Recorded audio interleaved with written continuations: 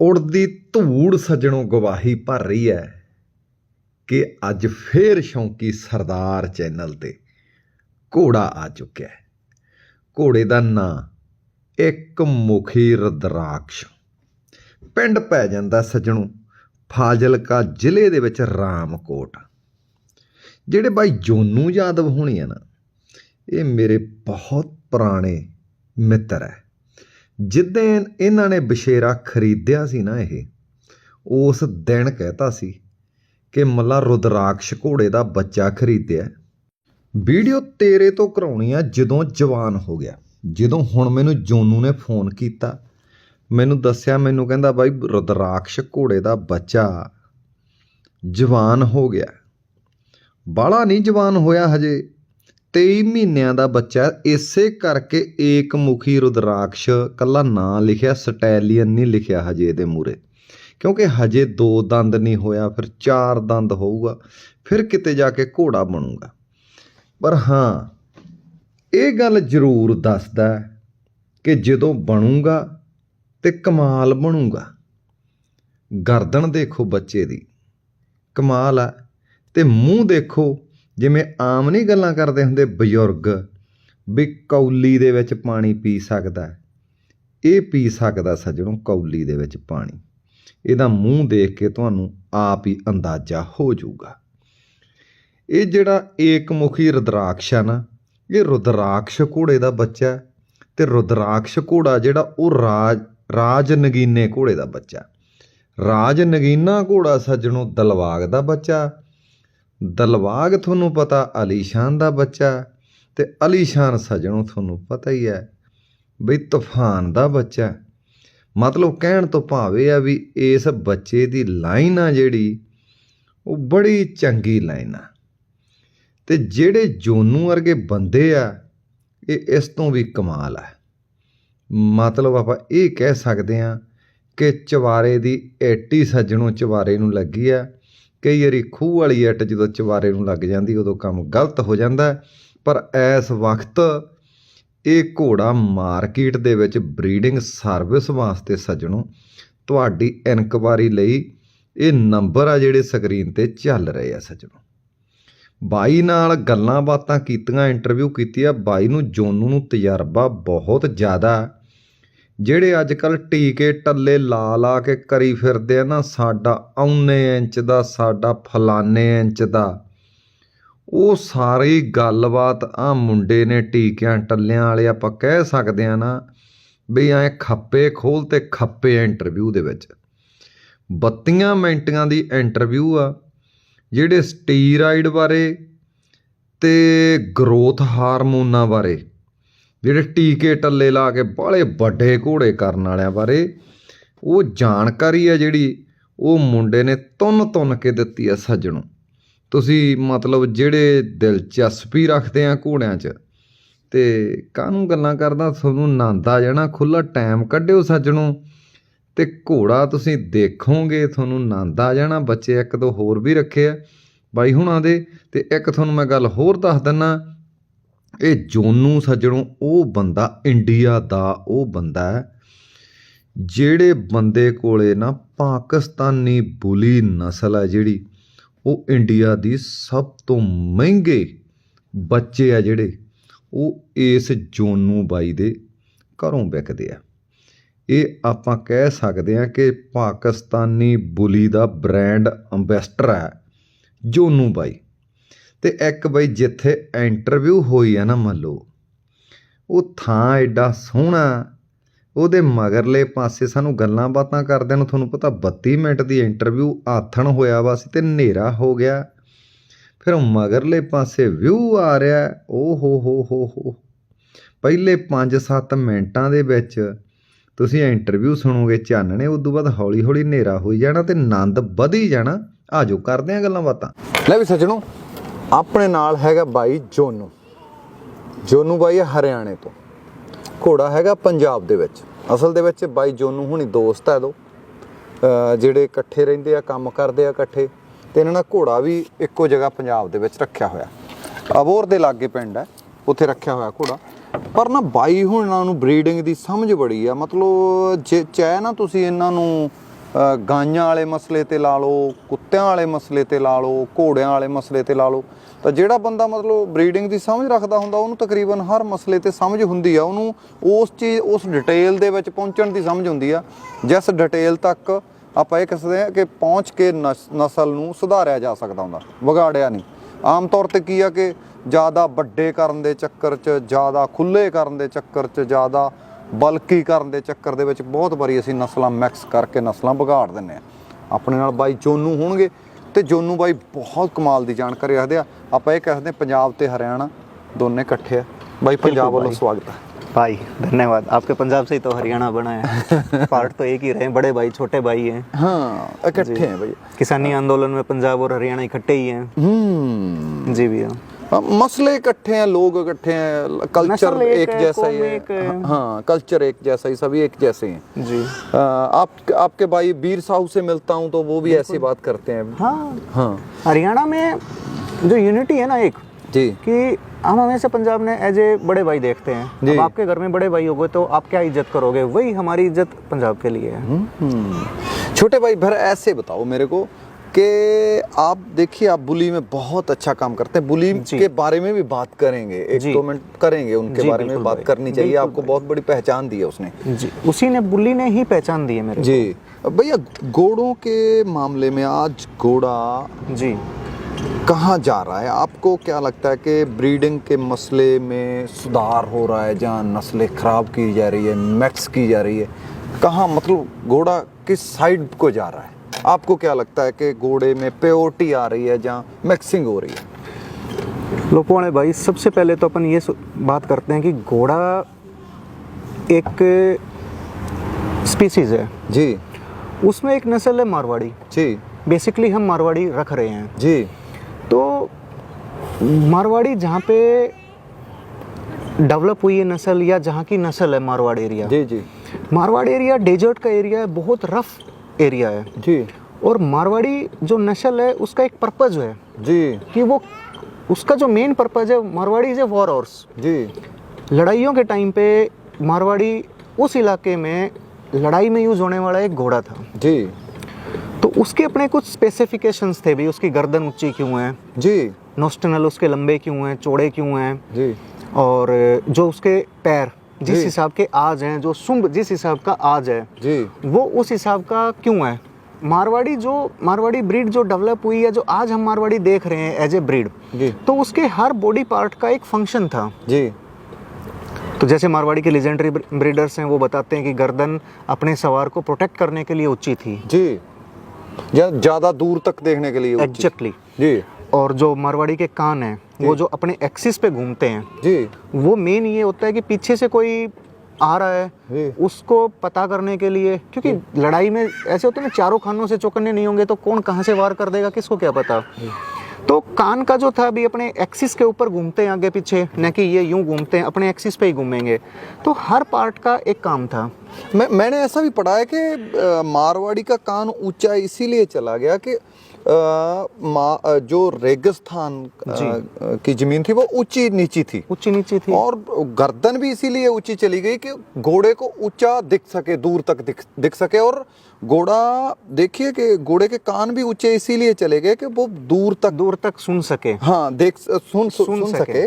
और दूसरे जो समतल घोड़े थे उनके कान ऐसे ही रह गए नीचे, क्योंकि उनको ज्यादा दूर तक ऐसे ही दिख सकता था। बिल्कुल। तो जैसे जैसे मारवाड़ी डेवलप होते गए, जो काम के घोड़े थे या जिन्होंने काम किया लड़ाई में, या जो बहुत सूटेबल घोड़े थे, उन्हीं घोड़ों से आगे ब्रीड बनी, सुधार होता गया। तो एक नस्ल का जो रूप आया वो इतना रिफाइंड और इतना बढ़िया आया कि अपने सवार को प्रोटेक्ट कर सके। क्योंकि घोड़े का मतलब एक आदमी की जिंदगी से था। अच्छा घोड़ा अपने सवार की जिंदगी बचाएगा। लड़ाइयों में बहुत सारे घोड़ों का कितना ज्ञान वो बखान है, क्योंकि उन्होंने अपने सवारों को बचाया है। तो मारवाड़ी एक वॉर हॉर्स होते हुए इंटेलिजेंसी के मामले में आई थिंक वर्ल्ड में कोई घोड़ा नहीं है जो मारवाड़ी को इंटेलिजेंसी के मुकाबले में सामने खड़ा हो सके। ऐसे घोड़े हैं जो लड़ाई में मालिक गिर गया, कट गया, या मालिक अपना बेस्ट परफॉर्म नहीं कर रहा तो वहां से, या गिर गया तो वहां से निकाले हैं घोड़ों ने, खुद भी लड़े हैं, पीछे से भी लात मारी है, आगे से भी लात मारी है, काटा भी है उन्होंने, क्योंकि मारवाड़ी का जो बेस है वो तेजई है। क्योंकि मारवाड़ी में एक इतना बड़ा करेक्टर है तेजई। तेजई का मतलब ये नहीं है कि भाई वो बस पूरे दिन परेशान करे। तेजई का मतलब ये है कि उसमें स्टेमिना हो और एंडोरेंस हो, और जहां उसको नीड है वहां वो अपना बेस्ट दे, मतलब सुस्त ना रहे। वो जो तेजाई है वो खत्म हो रहा है अभी। आज तेजी खत्म हो रही है। आज आप देखो भाई, क्या बताऊं, अब मैं शो में जाके मान लो देख रहे हो तो घोड़े जाके खड़े हो गए, उनको कुछ करना नहीं है, बस एज ए स्टेचू। अगर आपको खड़े और स्टेचू चाहिए तो आप बुत क्यों ना बना लेते, घोड़े क्यों पालते हो? घोड़े में जब तेजे ही नहीं है, मारवाड़ी में घोड़े का मतलब, यहाँ जो अपन बात कर रहे हैं वो घोड़े का मीन मारवाड़ी से ही रहेगा हमेशा। तो जो घोड़े में अगर तेजे ही नहीं आई, मारवाड़ी में तेजे ही नहीं आई, तो फिर मारवाड़ी काहे का हुआ? फिर तो जो थोरो ब्रीड है, बाहर की ब्रीड है, वो पालो, बहुत अच्छे हैं, खड़े भी अच्छे लगते हैं, 2 घंटे तक रखोगे तो भी खड़े रह लेंगे, खड़े रहेंगे। हाँ, वो बदमाशी नहीं करेंगे। वो आज जिसको हम बदमाशी कह रहे हैं वो एक्चुअल में तेजई है, और वो लड़ाई में एक बेस था, पिलर था फाइट में। वो जब लड़ाइयाँ हुआ करती थी तो उसी तेजई की जरूरत थी। तो देखिए भैया, दूसरी बात ये भी है ना कि मेरे पास 3 घोड़े हैं जी। मेरे को सबसे ज्यादा मजा उस घोड़ी पे बैठने का आता है जो मेरे को ऐसा लगता है कि मैं 10-20-30 मिनट बैठा हूँ इस पे। बिल्कुल। जो आपने बहुत अच्छी राइड कर ली तो आप स्कूटर से, मोटरसाइकिल से जा सकते हो। जा सकते हैं स्कूटर मोटरसाइकिल, आज तो हमारे पास साधन है ना। राइड का जो एक ऐसे होता है कि पीस हार्मोन होते हैं, तो जो पीस हार्मोन है या सेटिस्फिकेशन के हार्मोन है, वो जो मारवाड़ी की राइड में या भाई मारवाड़ी के साथ मिलते हैं ना, सबका अपना अपना टेस्ट भी होता है, बट मेरे को किसी दूसरी ब्रीड के साथ वो नहीं मिलते। और most of the north Indian people में उसी चीज से मिलते हैं सबको, पीस हार्मोन। हम तो वो लोग हैं ना जिनको हर चीज मतलब सेटिस्फिकेशन वाली होनी चाहिए। भैया एक बात और भी है, बहुत लोग देखिए 2 तरह के घोड़े हैं। बहुत बार जो पंजाब के घोड़े हैं, जब पंजाब से जो लाइनें चली हैं तो उनके पाँव बहुत बड़े जी, और जो मारवाड़ के घोड़े हैं उनके पाँव, सुनने में आया कि उनके पाँव छोटे होने चाहिए जी, ताकि वो डेजर्ट में अच्छी तरह से निकल सके बाहर। बिल्कुल भाई, जो ब्रीड जहाँ डेवलप होती है, अगर उसकी बॉडी एनाटॉमी, उसकी बॉडी उस जगह के लिए अच्छी है, उस जगह के, जैसे कि समतल के मान लो कि हार्ड है तो सुंब अलग होंगे, खड़े होंगे, गोल होंगे। और अगर मारवाड़ में रेतीली मिट्टी है, रेत है, सैंड्यून से टीले हैं, तो वहाँ ऐसे सुंब होने चाहिए जो उस रेत में जाके फंसे ना और निकले न कि उसमें जाम हो गए। आप देखो ना कि अगर रेत में जा रहे हैं, भारी जूते पहन के जा रहे हैं, या फिर जूते जो रेत में धस रहे हैं, जूते के सोल होंगी तो वो काम नहीं देंगी। मारवाड़ की ऊंट गाड़ियां भी देखोगे ना तो उनके जहाज के टायर होते हैं बगैर गुड्डी के, मोटे चौड़े टायर होंगे और उनके ऊपर गुड्डियां नहीं होंगी। जुत्ती मारवाड़ में कामयाब क्यों है? हम सोल वाले जूते क्यों नहीं पहनते, हाइकिंग वाले जूते क्यों नहीं पहनते? मारवाड़ में जुतियां पहनते हैं क्योंकि जुत्ती के नीचे गुड्डी नहीं है, समतल है जुतियां। आप कभी भी देखना, जिनको मोजरी बोलते हैं जी। मतलब जो उसका चौड़ा पाँव है जी, वो है समतल जमीन के लिए है, जो कठोर जमीन है, कठोर जमीन के लिए, कठोर के लिए उसका चौड़ा पाँव है। और जो मारवाड़ का असली पाँव है वो छोटा, बहुत छोटा भी नहीं, एक मीडियम साइज का है जी, बहुत बड़ा भी नहीं कि थोरों के जितना बहुत चौड़ा हो, और बहुत पतला भी नहीं कि जो 4 नंबर की खुरी लगती है 4.5 की लगती हैं, वो भी नहीं है। 5.5 की जो खुरी लगती है ना, मारवाड़ी का वो पैर बेस्ट है। भैया एक बात और बताओ कि आपने घोड़ा रखा है जी, आपने इसमें क्या देखा, कि आपको क्या लगता है कि ये मारवाड़ी का क्या पूरा करता है? एक्चुअली मैं एनाटॉमी की, मतलब मैं जो भी चीज़ मान लो रखता हूँ तो सबसे पहले मैं मेहनत करता हूँ 1.5 साल एनाटॉमी के ऊपर, कि क्या हो कि वो क्लोज टू ब्रीड हो जी। देखो मेरी नज़र में प्योर नाम की कोई चीज़ नहीं है जी, तो लेकिन एक स्टैंडर्ड होते हैं एक ब्रीड के, कि ये सारी चीज़ें होंगी तो वो चीज़ ब्रीड के क्लोज होगी जी। तो जहाँ से मैं सीखा हूँ, मैं मारवाड़ में जाके कुछ पुराने लोगों के साथ उनके घर पे रह के 10-10 दिन तक इतनी तपती गर्मी में वहाँ रहा, वहाँ सीखा। तो मारवाड़ी की जो बहुत सारी एनाटॉमी है वो कहावतों से आती है जी। तो अब मैं तो रह गया हरियाणा का जी, तो मैंने मारवाड़ी आती नहीं, तो वहाँ भाई जो मेरे सीनियर हैं उन्होंने बताई हैं चीज़ें जी। कि हिंदी में कन्वर्ट कर करके बताई, उनसे समझा, एक ओल्ड एज से सीखा, फिर दूसरे ओल्ड एज से सीखा, लोगों ने चीज़ें सिखाई, फिर कुछ मेरे दूसरे मेंटर्स हैं जो मारवाड़ी जजिंग करते हैं, उनसे सीखा। फिर मेरे को एक दिमाग में एक पिक्चर क्रिएट हुई कि अगर घोड़े में ये सब कुछ है जी। तो वो एक मारवाड़ी के क्लोज है जिसको हम मारवाड़ी बोल सकते हैं। और अपने बछेरे में आप देखो कि कितना पतला मुंह है।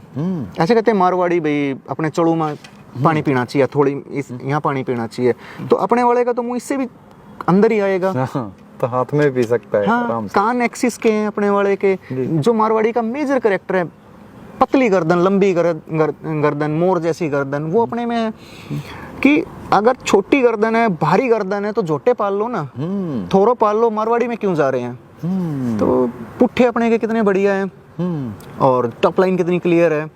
तो वो जो एक फ्रेम है, जो सुम्ब है, पैर है, पैर की एंगुलेशन है, टेल है, जहाँ पे टेल जॉइंट है, वो जो सारी चीज़ें, क्रूप है, वो बहुत क्लोज टू मारवाड़ी, अच्छे मारवाड़ी जिनको हम मारवाड़ी बोलते हैं वो है।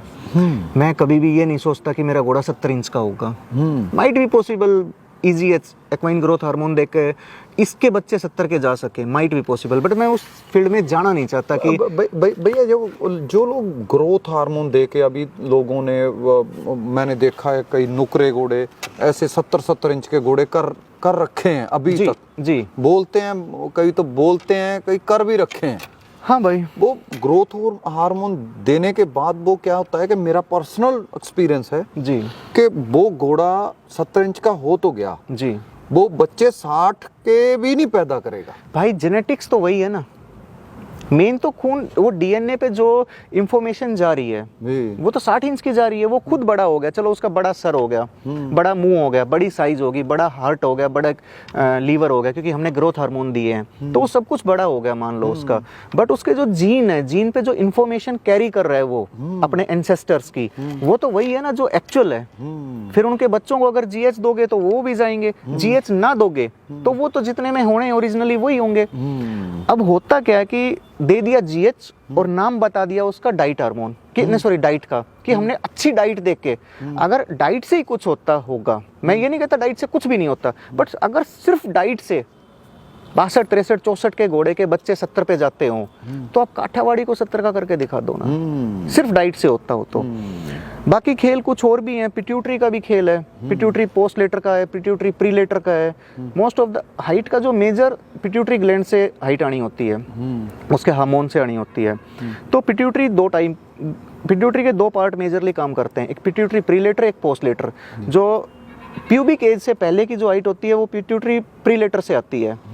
फिर क्या करते हैं, हार्मोन दे के, कुछ होम्योपैथी की दवाई दे के, जब एक प्यूबिक एज के बाद की स्टेज आती है उस टाइम पे पिट्यूटरी पोस्ट लेटर पे बहुत सारा काम करती है दुनिया।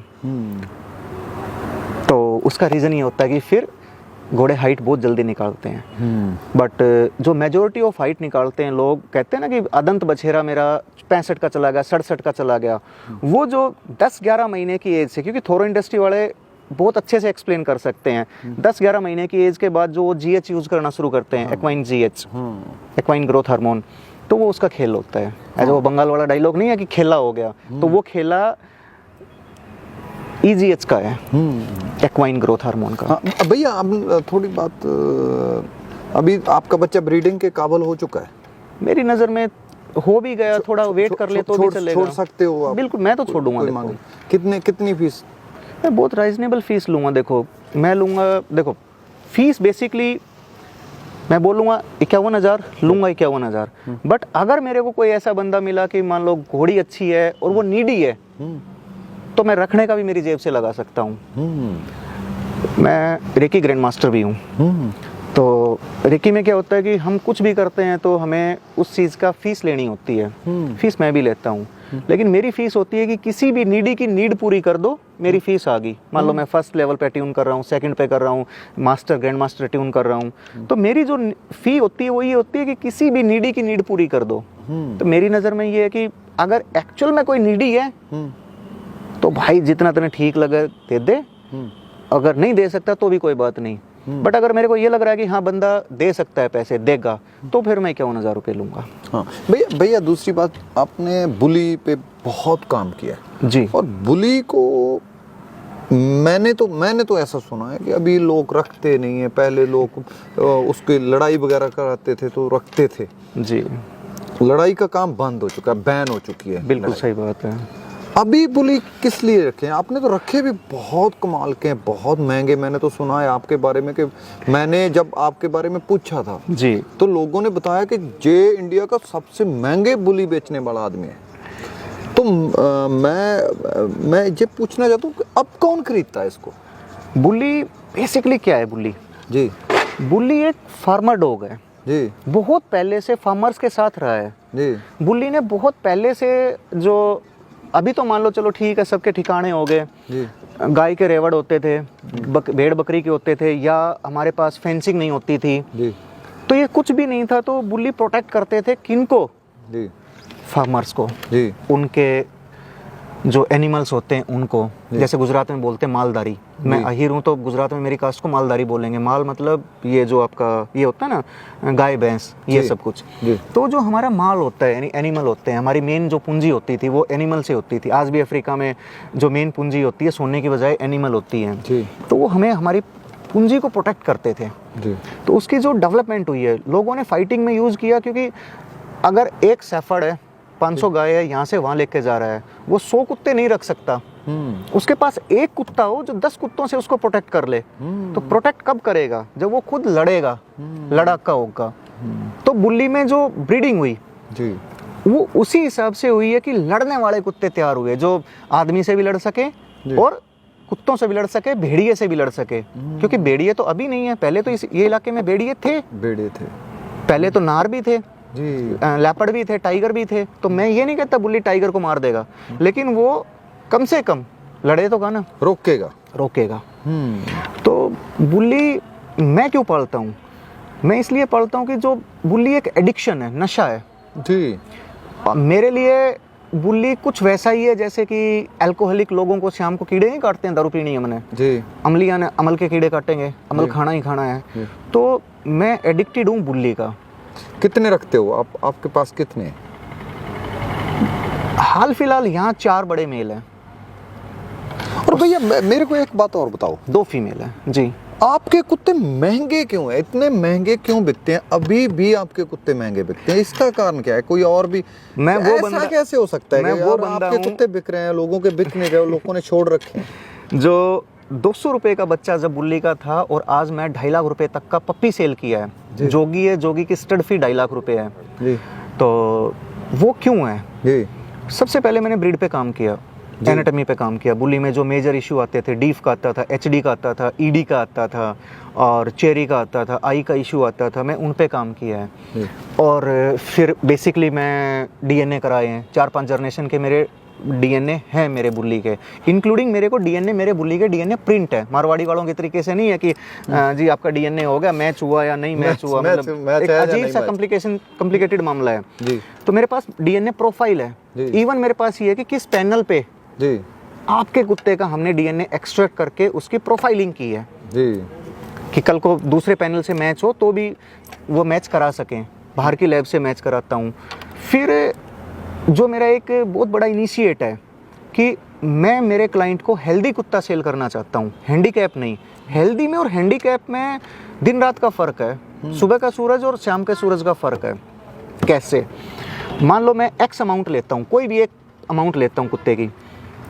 अगर वो कुत्ता, पहले तो बात कोई भी लेता है तो एक सपना खरीदता है कि आने एक फैमिली मेम्बर खरीदता है 10 साल 12 साल, और उस कुत्ते को एचडी आ गया, हिप डिस्प्लेशिया आ गया, पैर पीछे वाले काऊ होक आ गए, आगे वाले पैर खराब आ गए, या डीफ आ गया जी, या दिखने में प्रॉब्लम आ गई, तो कोई भी 1 रुपया दे रहा है या 1 लाख दे रहा है या 10 लाख दे रहा है, मैटर ये नहीं करता। मैटर करता है कि कुछ पे तो कर रहा है ना। और हैंडीकैप के लिए पे क्यों करे? गलत चीज का पैसा क्यों दे? मैं पैसा लेता हूँ, ठोक के पैसा लेता हूँ, लेकिन मैं चीज ठोक के देता हूँ। मेरे हर क्लाइंट को मैं ये बोलता हूँ कि मेरी दी हुई चीज में कोई भी जेनेटिकल फॉल्ट हुआ, बाय बर्थ कोई फॉल्ट हुआ, कोई भी ऐसा डिफेक्ट जो आपने लिया उससे पहले की वजह से है, उसके जीन्स की वजह से है, उसके बाय बर्थ डिफेक्ट है, क्योंकि बाय बर्थ तो ह्यूमन भी कई बार डिफेक्ट में आ जाते हैं, तो आपको पैसे नहीं देने। अगर ऐसा नहीं है कि डिफेक्ट एकदम आता है, HD ED जाके 14-15 महीने पे भी शो होते हैं, HD 8 महीने पे शो होते हैं। तो पप्पी लेके गया कोई मेरे से 2 महीने का, 8 महीने बाद उसमें HD आ गया इन केस मेरे से या किसी से भी, तो बायर की क्या गलती है कि उसने पैसे देके हैंडीकैप खरीदे? वो किसी को रिस्पॉन्सिबिलिटी लेनी पड़ेगी। तो ये रिस्पॉन्सिबिलिटी मेरे कुत्तों की मैं लेता हूँ कि अगर मेरी ब्रीडिंग के किसी में भी कोई दिक्कत आई, then I will be the responsible.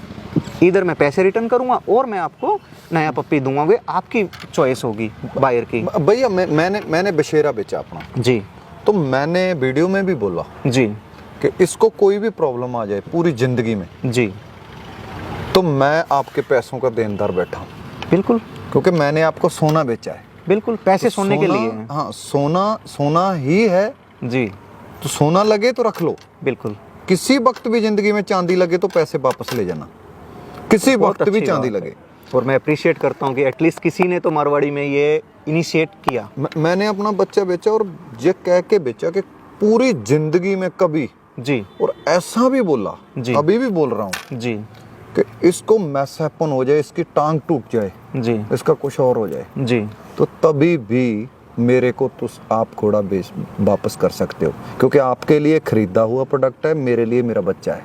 बिल्कुल, बहुत अच्छी बात है। ऐसा नहीं है कि आप ये लंगड़ाता कहीं चलता फिरता रहे बिल्कुल, और मेरा बेचा हो, मैं पैसे खा के आराम से घर में बैठा रहूं। बिल्कुल। और बहुत लोग जहां 35 लाख 40 लाख लेके 1 एकड़ 2 एकड़ जमीन बकवा देते हैं, बिल्कुल, और बाद में दूसरे लोग बोलते हैं ये तो टट्टू है, जी, और 35 लाख ले रखा है, 34 लाख वापस कर दो यार, आपने सोना बेचा है। बिल्कुल, आपके सोने की तो कदर आप ही लोगे ना। हाँ, आपने कल तक सोना बेचा है 35 लाख का, 34 लाख में ले लो, 30 लाख में ले लो, आज वो खोट कहाँ से निकल आया? हाँ, या तो पहले ही सोना नहीं था, हाँ, और अगर सोना बेचा है तो अब खोट कैसे आ गया? हाँ, आपने करोड़ का बेचा, 50 लाख 70 लाख का बेचा है, बेचो, जी। उसको वापस लेने की हिम्मत रखो। अगर वापस लेने की हिम्मत ना है तो मेरे हिसाब से ब्रीडिंग नहीं करनी चाहिए, या एनिमल के सेल परचेज या एनिमल के ट्रेड में ना होना चाहिए।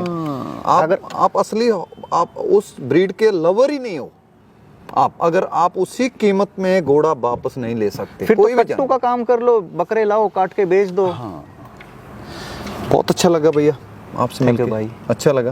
बिल्कुल भाई, आपको बहुत बहुत मुबारक, आपने घोड़ों में अच्छा कदम रखा है, और मेरे को लगता है कि लोगों को बहुत अच्छा लगेगा, बातें भी अच्छी लगेंगी। आई होप कि लोग समझें कि एटलीस्ट रेस्पॉन्सिबिलिटी लेना शुरू करें, और EGH या पिट्यूटरी पोस्ट लेटर या प्री लेटर पे काम करके हाइट बढ़ा के जो एक स्पेसिमेन आप क्रिएट कर रहे हो, वो आगे चल के ना ओवरऑल एक ब्रीड मारवाड़ी जिसको बेच के अपन सब पैसे कमा रहे हैं, उसको गड्ढे में धकेलेगा। Marwari should be look like a Marwari, not like कि बड़ी बड़ी भारी भारी गर्दन है, छोटी गर्दन है। एटलीस्ट मारवाड़ी के जो करेक्टर हैं, स्टैंडर्ड बनाए हैं या जिन स्टैंडर्ड को हम फॉलो कर रहे हैं, एटलीस्ट मारवाड़ी वैसा दिखना चाहिए। जो चीज़ जैसी है वो वैसी दिखनी चाहिए। अगर वो वैसी नहीं दिखेगी तो फिर ब्लड लाइन का, पेडिग्री का, या आपने जो GH दे दिए, EGH से बड़ा कर दिया या फैट कर दिया, या आपने सुम बढ़ा के हाइट बढ़ा दी, वो फैट से 1-2 इंच हाइट ले ली, 2 इंच 3 इंच सुम से हाइट ले ली, एक्चुअली वो क्रूरलिटी है। तो उनका फायदा क्या है? हम वैसे तो हम धर्म कर्म करेंगे, जो चीज़ हमें पैसा दे रही है, फेम दे रही है, नाम दे रही है, जिस चीज़ की वजह से हम सरवाइव कर रहे हैं, हम उसी के साथ ईमानदार नहीं है, तो फिर हम ईमानदार किसके साथ होंगे? देखिए भैया, एक होता है खेल, एक होता है खिलवाड़। एग्जैक्टली, ये खेल नहीं है, खिलवाड़ हो रहा है, खिलवाड़ हो रहा है। और खिलवाड़ का रिजल्ट है ना, हो सकता है थोड़ा सा 2-4 साल बाद आए, बट बहुत गंदा आएगा, बहुत गंदा। जो आज भी खेल कर रहे हैं, जो एक्चुअल ब्रीडिंग कर रहे हैं, उनके घर पे भी आप जाके देखोगे तो इतने सुंदर स्पेसिमेन मिलेंगे। वो 68 इंच के 72 इंच के नहीं मिलेंगे, वो आज भी 62, 63, 64 के मिलेंगे, लेकिन वो घोड़े देख के आपको ग्रेस आएगी। आज हम जिन लाइनों का जिक्र करते हैं, जिन लाइनों को फॉलो करते हैं, उन लाइनों में पीछे कितने घोड़े हैं? या आज हम देखते हैं कि भाई फलाने मालिक का घोड़ा इतना सुंदर है, वो घोड़ा कौन सा 65 इंच का है? जिन घोड़ों की आज फी अच्छी है, जिन घोड़ों के बच्चे लेने के लिए हम तरसते हैं या बहुत मोटा पैसा देते हैं, वो घोड़े कौन से 65 इंच के हैं? पर नहीं भैया, घोड़ों की बात करो तो आप तूफान घोड़ा, आलीशान घोड़ा, वो सुंदर घोड़ा था, अति सुंदर उसका बच्चा, वो बहुत मतलब एक लिमिट साइज के घोड़े थे। और लेकिन मारवाड़ी की बहुत ग्रेस कमाल। आती है उन घोड़ों में। हाँ, बहुत कमाल के घोड़े। ऐसे मतलब ना दिल भरता है कि ये घोड़े देख, अरे भाई बहुत सोना मारवाड़ी देखा। और ये बड़े बड़े देख के क्या फील हुआ यार, क्या करती है, कान अंदर घुसाए हुए थोड़े खड़े कर दिए। बोता टाइप आप ऊँट बोल सकते हो उसको। एटलीस्ट ऊँट की गर्दन तो लंबी होती है, पतली तो होती है, उनकी तो गर्दन भी लंबी कौन है। और ना भैया पता है कि जब किसी घोड़े को आप ग्रोथ हार्मोन दे दोगे ना जी, तो उसकी बॉडी को भी नहीं पता चलता कि कहाँ से बढ़ना है, वो अपसेट हो जाता है, अंदर का सिस्टम अपसेट हो जाता है, उसको पता नहीं, भागा दौड़ी अंदर चलती है, उसको पता नहीं चलता। कई बार कहीं की हड्डियाँ बढ़ जाती हैं, कहीं की छोटी रह जाती हैं, कहीं के कान, ये नहीं पता कि कान एक दूसरे के ऊपर चले जाएं, ये नहीं पता कि एक दूसरे से बहुत ज़्यादा दूर चले जाएंगे, कोई पता नहीं चलता उसको। इतने बड़े बड़े मुंह के जो घोड़े देख रहे हो, हाँ, इतने बड़े मुंह के, और इतने भारी भारी आगे से जो मजल है वो भी इतनी भारी भारी कि तसड़े में पानी पिलाओ तो ना आए। वो जीएच का ही तो खेला है ना। उनके माँ बाप वही थे, सुंदर थे, पतले मुंह के थे। भैया आप सुना होगा आपने भी कि 30 साल का 25 साल का घोड़ा आराम से हो जाता है। आराम से होता है। बहुत बड़ा घोड़ा 11-12 साल में बूढ़ा हो जाता है, बूढ़ा हो जाता है, उसका उठने लायक नहीं रहता वो। और मालिक को बहुत जल्दी पड़ जाती है 5 साल का होने के बाद। जब ना वो उठता है तो उसका तड़क तड़क होती है ना जोड़ों में, तो वो समझे तला है कि अभी बेच देना चाहिए। बिल्कुल, वो मार्केट में ग्राहक ढूंढना शुरू कर देता है कि बिक जाए टप जाएगा कैसे भी। इसका आधे से ज्यादा उम्र तो ले ली। अब देखो बुल्ली में भी यही है, ऐसा नहीं है कि बड़े बुल्ली नहीं है जी। बड़े बड़े बुल्ली हैं, लेकिन पता चलता है वो साल भर के जवान हो गए, 2.5 साल के मैच्योर में हो गए, और 3.5-4 साल के जाते जाते थैंक यू बोल गए। यहाँ गब्बर खड़ा है, 8.5 साल का कुत्ता खड़ा है, बता ही नहीं सकता 8.5 साल का है। एंजल खड़ी है 10 साल के आजू बाजू की खड़ी है, बिल्लो है 7 साल के आजू बाजू की खड़ी है, जोगी है वो 7.5 साल का कुत्ता है। अभी मैच्योर तो मैच्योरिटी की एज में होगा ना। अगर हम जब 10th क्लास में थे, किसी बच्चे की दाढ़ी आ गई, मूंछ आ गई, वो बड़ा बड़ा दिखने लग गया, तो हम अंकल कह के चिढ़ाया करते थे। और वही जो मैच्योरिटी कॉलेज में आई है, वो आज भी जितना एक एज पे काम होता है, जब अर्ली स्टेज पे मैच्योर होगा तो वो बुढ़ा भी जल्दी होगा, मरेगा भी जल्दी। और जो अपनी एज पे मैच्योर हुआ, टीन एज के बाद में मैच्योर हुआ 25-27 पे, वो बुढ़ा भी जाके 45-50 साल का वो मैच्योर दिखेगा। और वो 65-70 पे जाके वो थोड़ा थोड़ा ओल्ड एज दिखना शुरू होगा। और जो हमारे क्लास में जो 10th में बड़े बड़े दिखते थे, वो अब दादा की उम्र के हो रखे हैं। ऐसे लगता है यार तू ऊपर से नीचे तक दौड़ा हो गया यार, फर्क तो पड़ता है, बुढ़ापा दिखा गया। हाँ, फर्क तो